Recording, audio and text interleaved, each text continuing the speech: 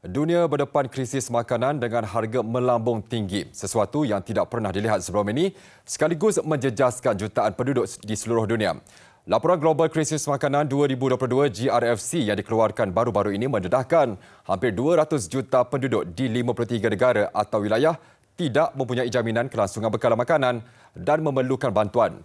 Dan jumlah itu meningkat hampir 40 juta orang berbanding tahun sebelumnya, peningkatan paling tinggi dalam tempoh 6 tahun lalu.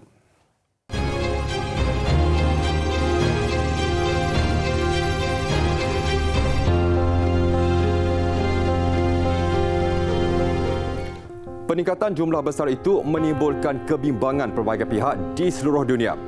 3 faktor utama membawa kepada krisis makanan dikenal pasti, dengan penyumbang utama ialah konflik atau peperangan, kedua kejatuhan ekonomi dan ketiga cuaca buruk melampau yang membawa kepada kekurangan sumber pertanian dan ternakan.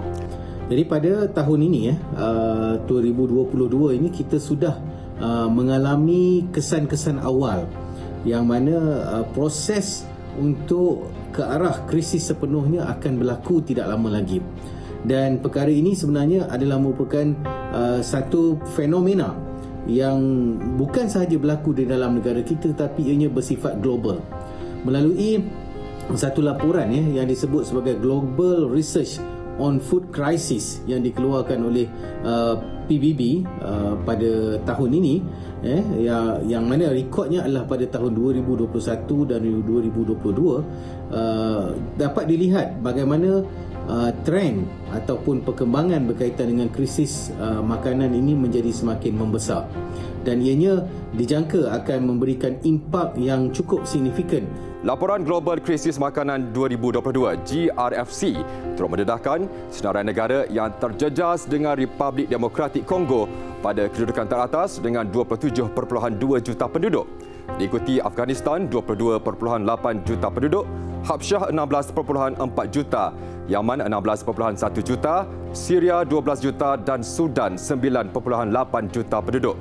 Malah sebahagiannya juga dibayangi ketakutan dengan jakaan situasi bertambah buruk tahun ini.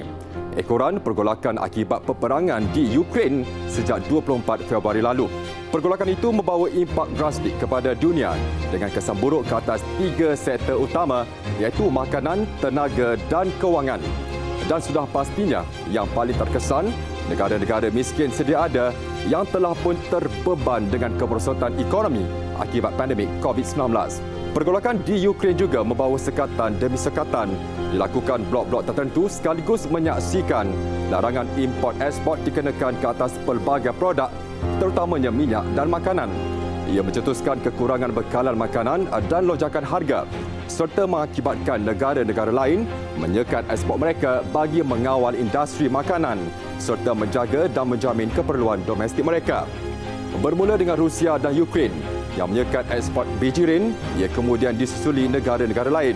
Sebenarnya dunia mempunyai pilihan untuk menyelesaikan isu berkaitan dengan shortage of food ini ataupun kita panggil krisis makanan dunia.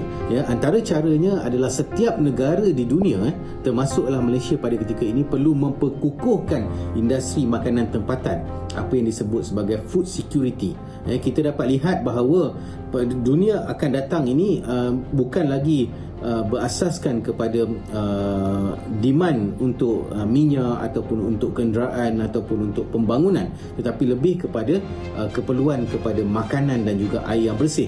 Maka pada ketika inilah Malaysia dan juga seluruh dunia perlu memfokuskan kepada food security.